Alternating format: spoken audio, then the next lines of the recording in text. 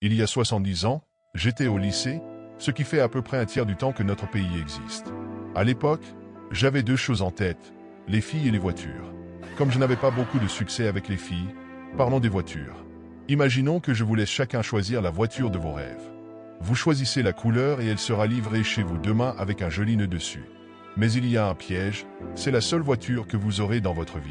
Que feriez-vous si vous saviez que c'est votre seule voiture pour toujours? Vous en prendriez soin comme un trésor. Maintenant, je veux vous dire que vous n'aurez pas qu'une seule voiture dans votre vie, mais vous aurez un seul corps et un seul esprit. Ce corps et cet esprit doivent durer toute votre vie, alors prenez-en soin. Quand il s'agit de décisions importantes, il faut savoir lesquelles vous pouvez vraiment comprendre et sur lesquelles vous pouvez prendre une bonne décision. Vous n'avez pas besoin d'avoir raison sur tout, juste sur quelques points importants. J'ai rencontré Bill Gates en 1991. Il m'a dit que je devais avoir un ordinateur. J'ai demandé pourquoi, et il m'a dit que je pourrais faire ma déclaration d'impôt dessus. Mais je lui ai répondu que je n'avais pas de revenus, alors pourquoi en aurais-je besoin? Il a insisté en disant que cela changerait tout. Mais je lui ai dit que tant que les gens continueraient à mâcher du chewing-gum, ça ne me dérangeait pas. Je n'ai pas besoin de tout comprendre pour réussir.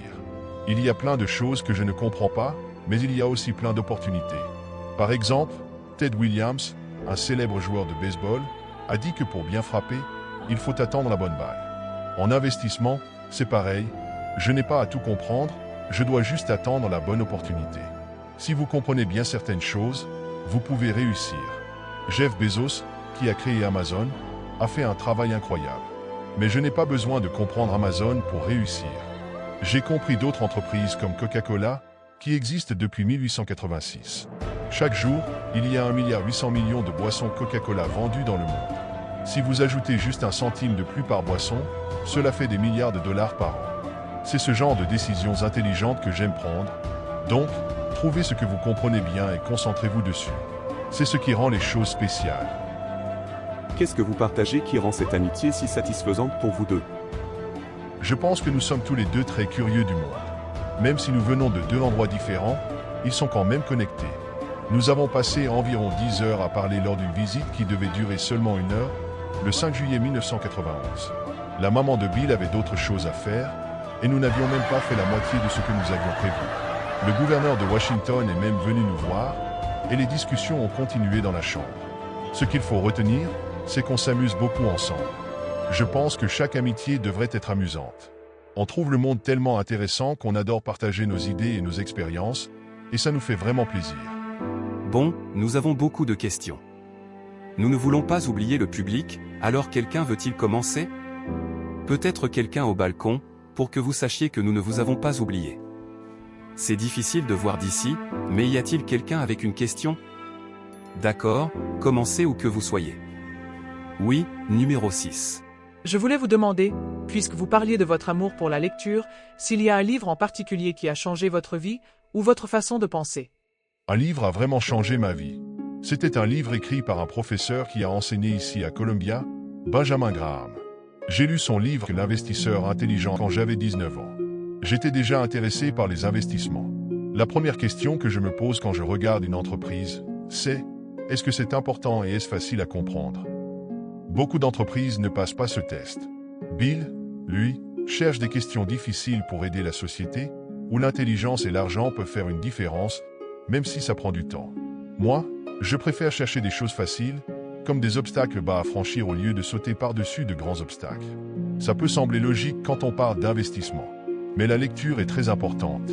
Pour les livres, je peux vous conseiller un très bon livre à lire. L'investisseur intelligent est un choix évident si vous vous intéressez aux investissements. Mais l'autobiographie de Catherine Graham est aussi un livre extraordinaire, écrit par une femme incroyable qui a eu une vie vraiment unique et qui a raconté son histoire de manière très honnête. Elle était un peu réticente au début, mais elle a fini par écrire un livre très spécial, rempli d'expériences humaines diverses. Je m'appelle Matthew, vous avez tous les deux commencé seuls à un moment donné. Ma question est, si vous deviez tout recommencer et que vous étiez à notre place, dans quel secteur créeriez-vous une entreprise aujourd'hui? J'adore les sciences, et il y a des choses incroyables auxquelles les gens vont pouvoir participer. Si je devais choisir aujourd'hui, je choisirais probablement encore l'informatique, car l'intelligence artificielle est en train de changer le monde. Par exemple, les recherches d'AlphaGo chez Google montrent à quel point cette technologie est impressionnante. Tout ce qui touche à l'intelligence artificielle serait une carrière passionnante. Je pense aussi que dans le domaine de l'énergie, il est essentiel d'avoir une énergie fiable, bon marché et propre. Aujourd'hui, aucun système ne peut offrir cela, que ce soit pour les pays riches ou pauvres, donc les nouvelles inventions seront très importantes. Enfin, en biologie, c'est aussi un moment passionnant. On va découvrir des solutions pour l'obésité, le cancer et même la dépression. Les nouveaux vaccins et médicaments avancent plus vite que jamais. Travailler dans ce domaine est incroyable. Je dis ça à mes enfants, mais ils ont peut-être d'autres envies. Par exemple, l'une d'elles veut devenir médecin parce qu'elle aime aider les patients. Chacun a ses propres goûts, mais pour moi, ces 3 domaines scientifiques sont les plus importants. Brian White pose cette question, comment Bill et Warren peuvent-ils convaincre les gens qui investissent de ne pas se concentrer uniquement sur les gains rapides et de les encourager à soutenir des inventions qui peuvent changer le monde? J'ai passé ma vie à encourager les gens à investir sur le long terme. Si je savais comment doubler mon argent rapidement, je le ferais. Mais investir sur le long terme est plus sûr, car on peut mieux prévoir ce qui se passera dans 10 ou 20 ans, même si on ne sait pas ce qui va arriver demain. Pour les politiciens, c'est difficile de penser à long terme à cause des élections fréquentes. Ils doivent souvent choisir entre faire ce qui est bon pour le pays sur le long terme et ce qui est bon pour leur réélection. Moi, je cherche des entreprises avec un avantage durable, bien dirigées et à un prix raisonnable. Il vaut mieux payer un peu plus pour une entreprise solide que d'acheter une bonne affaire qui n'a pas d'avenir. Je ne peux pas prédire l'avenir de toutes les entreprises, mais heureusement, il y en a beaucoup et je n'ai pas besoin d'avoir raison à chaque fois. J'étais très prudent dans la gestion de l'entreprise. Je veillais toujours à avoir suffisamment d'argent en réserve pour payer tout le monde pendant au moins 1 an, même si nous n'avions aucun revenu. Je pensais aux employés avec des enfants et des familles qui avaient déménagé pour travailler avec nous, et bien que j'avais entre 19 et 20 ans, j'étais responsable de leur salaire. J'étais donc très conservateur financièrement. Une des rares fois où j'ai eu une différence d'opinion avec Steve Ballmer, qui a beaucoup contribué au succès de l'entreprise, c'était au sujet du nombre de personnes qu'il voulait embaucher. Je préférais être prudent, mais je l'ai laissé recruter à grande échelle. Heureusement, notre succès financier a évité tout conflit majeur. Je pense qu'il est important de prendre des risques quand on est jeune et d'explorer des domaines nouveaux, même si je n'ai jamais pris de risques énormes. Dans cette vidéo, nous avons résumé un échange captivant entre Warren Buffett, Bill Gates et des étudiants. Ces derniers ont eu la chance de recevoir des conseils précieux de la part de ces géants américains. Bien que l'interview complète dure plus d'1 heure, nous avons sélectionné les moments les plus importants pour vous offrir les meilleures perles de sagesse de ces 2 figures emblématiques. Merci d'avoir regardé cette vidéo.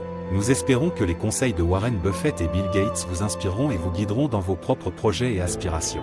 Cette interview montre également l'importance de bien s'entourer. La proximité et l'amitié entre ces 2 géants ont été des éléments clés de leur réussite. N'oubliez pas de vous abonner pour plus de contenu inspirant et informatif. À bientôt.